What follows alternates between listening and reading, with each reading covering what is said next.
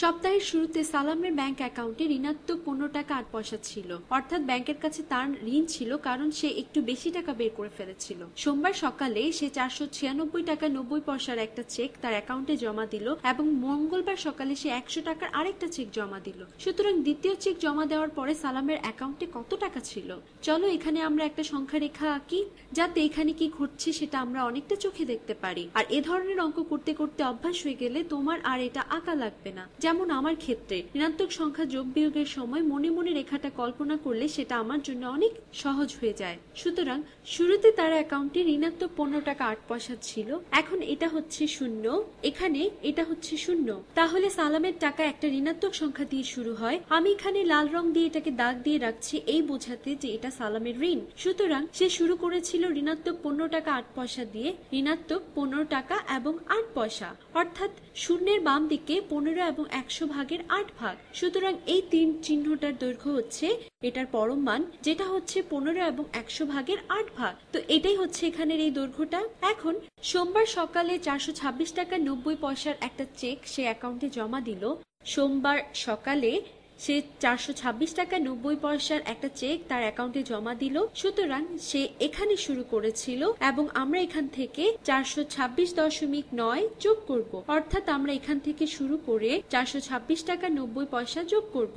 এখানে আমার মাপ একেবারে সঠিক হচ্ছে না, কিন্তু আশা করি তোমরা আসল ধারণাটা পেয়ে যাচ্ছ। আমরা এটার সাথে 426 টাকা 90 পয়সা যোগ করছি। সুতরাং এই নীল তীর চিহ্নটার দৈর্ঘ্য সমান হচ্ছে 426 টাকা 90 পয়সা, অর্থাৎ এটা হচ্ছে 426 টাকা 90 পয়সা। সালাম সোমবার এটাই জমা দিয়েছিল। এবার দেখি সোমবারের এই জমার পরে সালামের কাছে কত টাকা থাকে। এখানে তাকালে আমরা ব্যাপারটাকে চিত্র আকারে দেখতে পারি। তার যত টাকা বাকি থাকে তা সমান হবে এখানের এই গোলাপি তীর চিহ্নটার দৈর্ঘ্য, সেটা হবে এখানের এই গোলাপি তীর চিহ্নটা। এত টাকায় তার বাকি থাকে। এখন আমরা গোলাপি তীরটার দৈর্ঘ্য কিভাবে মাপতে পারি বোঝাই যাচ্ছে, অথবা আশা করি কিছুক্ষণের মধ্যেই বোঝা যাবে যে এই কমলা তীরটার দৈর্ঘ্য যোগ এই গোলাপি তীরটার দৈর্ঘ্য সমান হবে এই নীল তীরটার দৈর্ঘ্য। আরেকভাবে এটাকে চিন্তা করে দেখা যেতে পারে, সেটা হচ্ছে যে এই গোলাপি তীরটার দৈর্ঘ্য, যেটা আমাদের বলে যে আমরা শূন্যের কতটুকু ডানে অবস্থান করছি, এটা সমান হচ্ছে নীল তীরটার দৈর্ঘ্য বিয়োগ কমলা তীরটার দৈর্ঘ্য। সুতরাং এখানে এটা সমান হবে 426। আমার সংখ্যা লিখতে একটু কষ্ট হচ্ছে, 426.9, অর্থাৎ এই দৈর্ঘ্যটা বিয়োগ কমলা তীরটার দৈর্ঘ্য।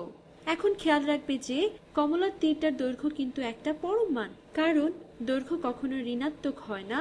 অর্থাৎ এটা হবে বিয়োগ 15, এখানে লিখে ফেলি। সুতরাং বিয়োগ 15 টাকা এবং 8 পয়সা, এটা সমান হবে, দেখি এটা 10 হয়ে যাবে আর এটা 8 হয়ে যাবে। তাহলে 10 বিয়োগ 8 হচ্ছে 2 আর 8 বিয়োগ 0 হচ্ছে 8। আমরা দশমিক চিহ্নগুলোকে এক লাইনে লিখেছি। 6 বিয়োগ 5 হচ্ছে 1 আর 2 বিয়োগ 1 হচ্ছে 1। তারপর 4 বিয়োগ কিছুই না, হচ্ছে 4। সুতরাং এখানে আমরা পেলাম 411 টাকা 82 পয়সা। সোমবারের পরে তার এত টাকাই ছিল। এটা আরেকভাবে করা যেতে পারে, সেটা হলো 426 টাকা 90 পয়সা যোগ ঋণাত্মক 15 টাকা 8 পয়সা। এভাবে চিন্তা করে দেখলে ঋণাত্মক কিছু যোগ করা আর ধনাত্মক কিছু বিয়োগ করা একই ব্যাপার। সুতরাং এটা হচ্ছে 426 টাকা 90 পয়সা বিয়োগ 15 টাকা 8 পয়সা। তবে আশা করছি এই তীর চিহ্নগুলো তোমাদের ঘটনাটা কল্পনা করতে একটু সাহায্য করছে। সুতরাং সোমবারের পরে আমরা এখানে অবস্থান করছি, তারপর সে আরেকটা চেক জমা দেয়, সে 100 টাকার আরেকটা চেক জমা দেয়। সুতরাং আমরা 411.82 থেকে শুরু করে আরো 100 যোগ করব।